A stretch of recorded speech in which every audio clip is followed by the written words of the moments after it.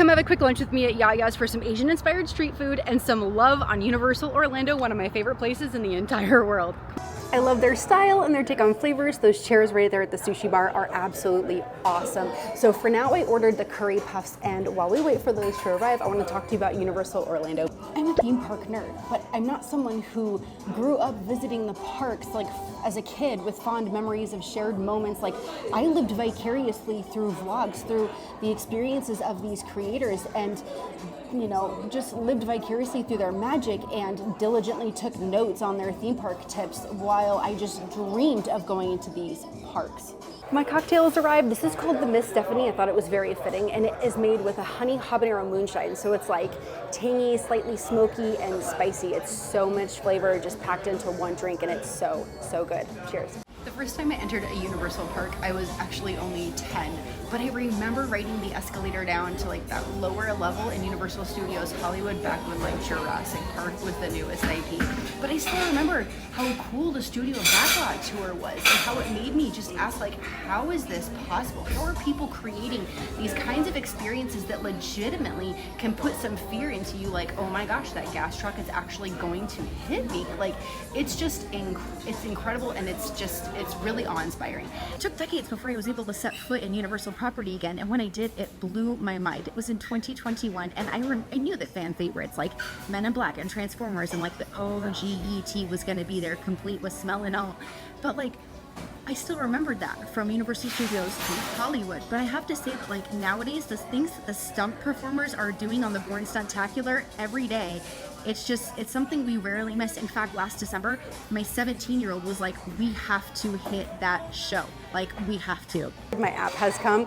This is the curry puff. It's about as big as my hand. It's super flaky. It's super yummy, and it's packed with all kinds of curry, awesome flavors, potato, and just, I mean, look at how flaky that crust is. It's so,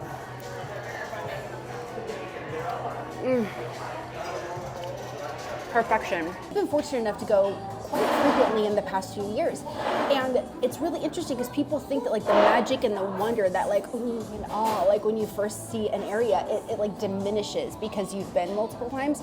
But no, it's not true. For me, like, just when I hear the sounds of the bricks like twisting and turning as I enter Diagon Alley, I still wonder at it. I loved these books and the movies so much, not only for the stories that they told, but because when I was consuming them, I was first starting to live on my own. So now I associate them with a sense of new beginning and adventure. And when I was lonely, these stories kept me company. And when I couldn't sleep, I would put the movie on. And it's incredible. And I would love to hear what your favorite stories are. If you have any connections to stories like this, like, I want to know what those are. Like, comment those down below so that we can just discuss how these incredible stories have such an impact on us. One of my favorite memories actually takes place in the Wizarding World, and it was when I took my family for the first time, and like I already had the opportunity to see the environment and see what it was like and have those initial like first visit feels, but I got to walk in and then watch my family, my kids at the time were 15 and 7. I got to see them walk into this space, and we're big Harry Potter fans, and I just got to watch them like, whoa, this is incredible, feel the immersion, hear the bricks, hear the ambiance and the soundtrack in the background, and just like watch them live those feelings. I have a 17-year-old, a 6-year-old, and a 10-year-old, so they really range in what they want. My 17-year-old is all about thrills. My 10-year-old, like, Escape from Gringotts is about his limit, while my youngest is completely obsessed with Trolls. My main has arrived, and this is so good. It's one of my favorites. This is a spicy tuna and avocado roll that is topped with scallops and shrimp and then torched. And on top of that, there's a spicy soy and a sriracha, and it's just so flavorful. It's absolutely incredible. I love like the burst of heat and the soft, like the shrimp actually adds more texture on the outside, but the bites that you have that have scallop on top, it just adds like this buttery, just, oh, it's so good. And like the pop of Topeka on top, it's just, it's so good. Do you like sushi? Let me know. Oh my gosh, this is so good. Excuse me, I gotta go eat. This place actually really makes me miss Cowfish, which is a restaurant at City Walk. It's super tasty. There's burgers, there's sushi, there's burgushi, there's bento boxes that have like sliders and sushi. But there's just so many great dining options at City Walk, and there's dancing and live performances and the great movie escape experiences. If you like escape rooms, you have to go check that out. And I'm curious if you've been there and you've done that before. Tell me what room you've done, and if you've done both, which was your favorite. I've only done the raptor experience, but it really did feel like we were escaping raptors. It was just awesome. All of this fantastic dining and performances and experiences, it's all steps away from the parks and like minutes away from the resorts. So there's so many options, everything's super close, and it's just really, really nice and convenient.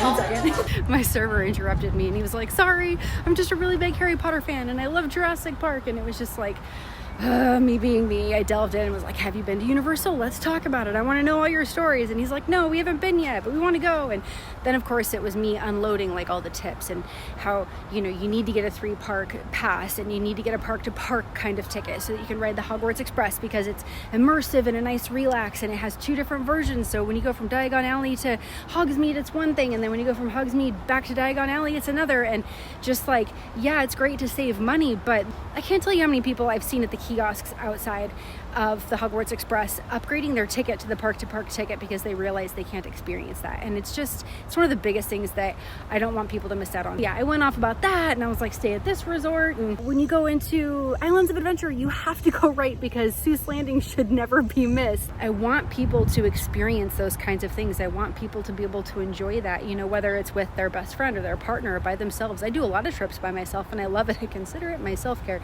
I also love to go with my husband. We talk about food and drinks and cocktails. We love going to Antojitos and we love talking about the thrills, but it's incredible. I still think one of my favorite trips with him has been Halloween Horror Nights. Last year we did opening and it was just insane. Thank you so much for being here. I hope you guys are having a great day, a great week, a great year, a great summer, and I hope to see you guys at Halloween Horror Nights. Cheers.